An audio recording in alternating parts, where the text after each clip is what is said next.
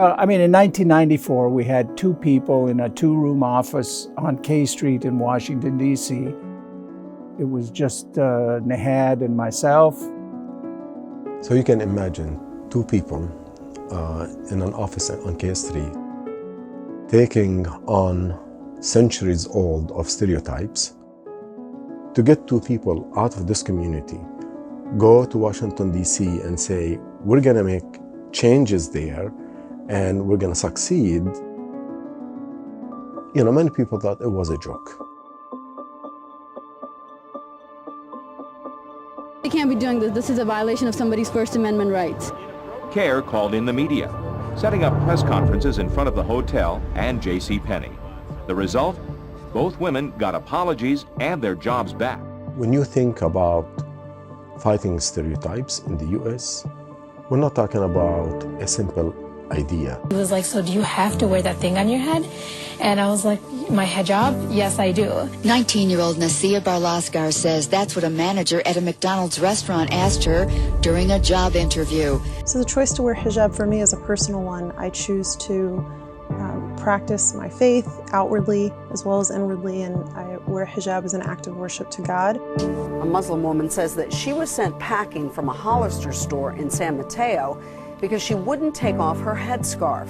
So when I think about CAIR's history in terms of litigation and advocacy on the hijab specifically, but on civil rights and civil liberties generally, I know that it made it easier for me growing up. To the Council on American Islamic Relations, the advocacy group tried to get some answers from Abercrombie & Fitch.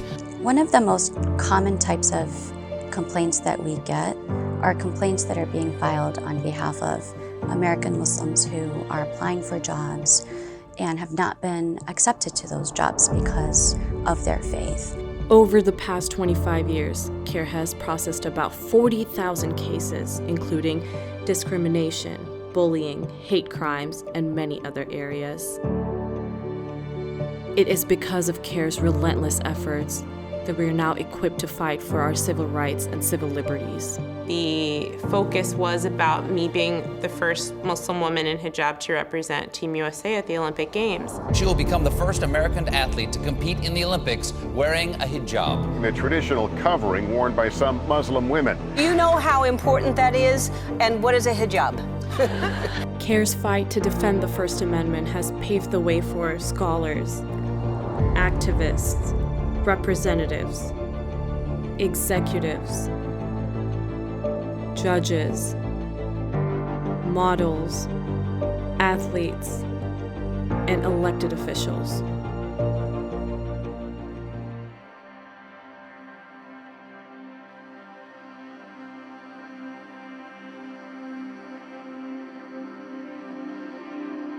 Well, my name is Hillary Shelton. I am the director of the NAACP's Washington Bureau and serve as Senior Vice President for Policy and Advocacy. The big issue, I think, for my friends at CAIR at the time was True Lies. A blockbuster of a film that depicted Arab Americans as almost exclusively terrorists. We are all prepared to die. I don't remember anyone being on the other side of the equation very much with that film. From the beginning, we communicated with them and we say, you are depicting Muslims and Arabs in a negative fashion as terrorists, and that's unbecoming of a major studio like this.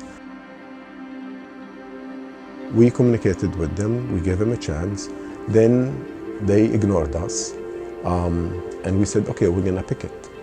Muslims protested at movie theaters across the nation to reclaim their identity. The action movie True Lies was truly offensive in its portrayal of Arabs and Muslims.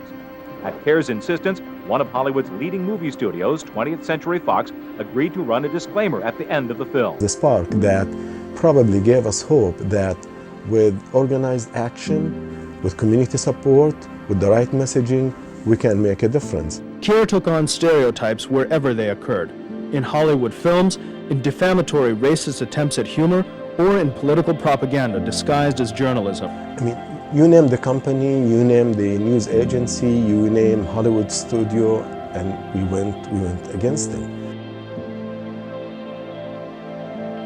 CNN, PBS, the New York Times, the Washington Post, and dozens of other national and international media outlets now call CAIR for mainstream Muslim views on issues of the day.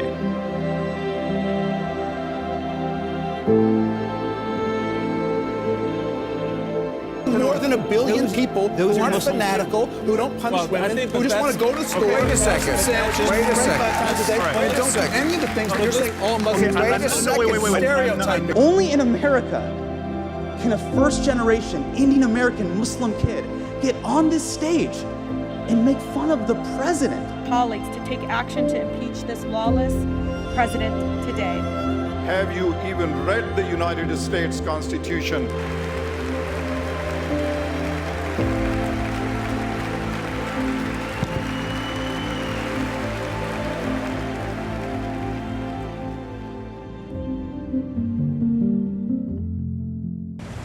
An investigation by a news agency has revealed New York's police department has been keeping track of Muslims in Brooklyn. Since I started at CAIR about a decade ago, the most common complaint that we've received is American Muslims that have been wrongly placed on a terror watch list. Treated like a second-class citizen, stigmatized, profiled, harassed, treated like a criminal.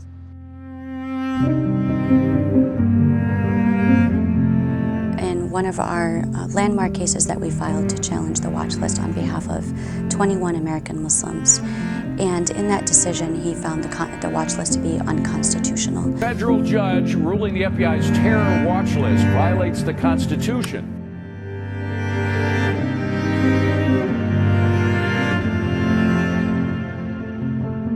The ruling against the terrorist watch list validates what CAIR and the American Muslim community have been saying for nearly 2 decades.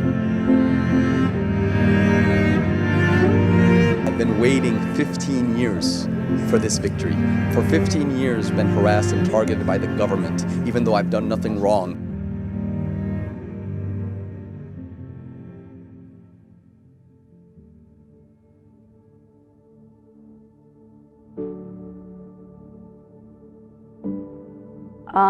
Well, when he was very little, he was very rambunctious. He started talking and walking early. Like, he was walking by like 6 months and saying full sentences by a year. He called himself a pacifist. He explained it to me as that he doesn't want to like harm people or things. And so I had to look it up, and then I went back to him. I said, but how does that work, like if they're harming you or if you like feel really strongly about something?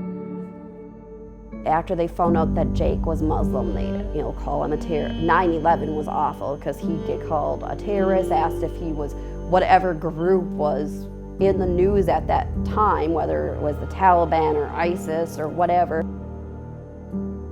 And this kid, while the bus is in motion, comes and starts beating up Jake. At some point, I guess he passed out from what other people have told me, other kids have told me. He had contusions all over his body, like his chest, his face, a couple on his back. He had hair pulled out of his head. I texted him to tell him that dinner is ready. He didn't answer.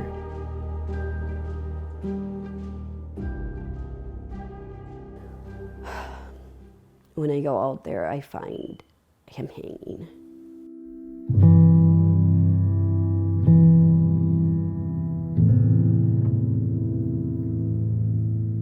People think that bullying just affects the one being bullied, but it affects everybody.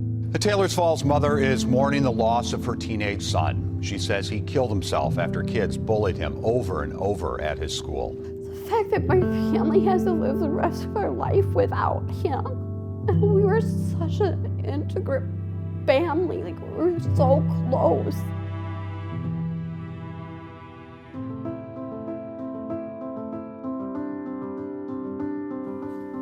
It felt really good because the first person that came out was Jelani from CAIR, Minnesota.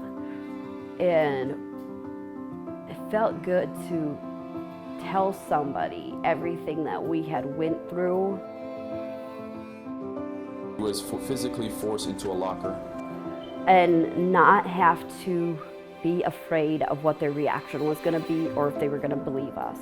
We are going to be filing a lawsuit to hold the school district accountable for its actions that directly led to his suicide. CAIR has done so much to confront the issue of bullying in our schools.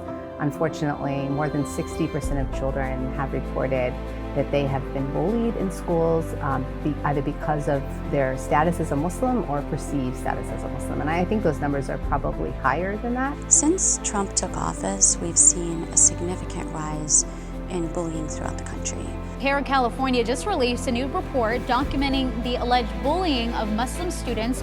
And this is the report that was released today. CAIR officials here in San Diego tell me they simply want school districts across California to try a little harder to make Muslim students feel safe and welcome at all schools. The staff at CAIR made it their priority to demand immediate action and justice for Jacob and his family.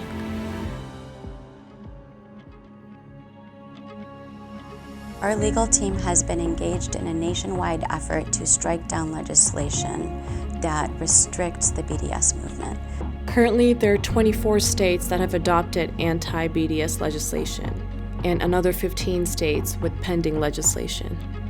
Earlier this year, a Texas judge ruled in our favor and struck down an anti-BDS law in Texas as unconstitutional. A federal judge has blocked a Texas law that stops government agencies from doing business with contractors who boycott Israel. Trump taking office really not just made it okay, but encouraged hate. And complete shutdown of Muslims entering the United States. After he took office, we received a significant increase in all kinds of discrimination. The real strength of CAIR is that it is an institution and has presence nationwide. CAIR currently has chapters in 22 states across the nation. With Ahmed Mitchell, he's the director for the U.S. state of Georgia at the council. Joining me right now is Afaf Nasher, who is the executive director. Hussam Alouche, who works for the Council on Islamic. Sure. But we have other communities where we do not have CAIR chapters. Who's serving them? Nobody. Who's protecting them? Nobody. There are 28 states that still need CAIR chapters. We need to create more chapters, more offices, and have more representation in major cities and states in the country. We're not there yet. I'm a convert, and even I've been told to go home. But what I know is CAIR makes democracy work for everyone, and we're empowering American Muslims every day to remind their elected officials that this is our home. I think one of the main things that people can do to support CAIR and their work is always going to be donating. As you can see, a lot of work has already been done, but we still have a lot of work to do. Our job is not over yet. Let's work together. Please support the Council on American Islamic Relations today. Thank you. Assalamu alaikum.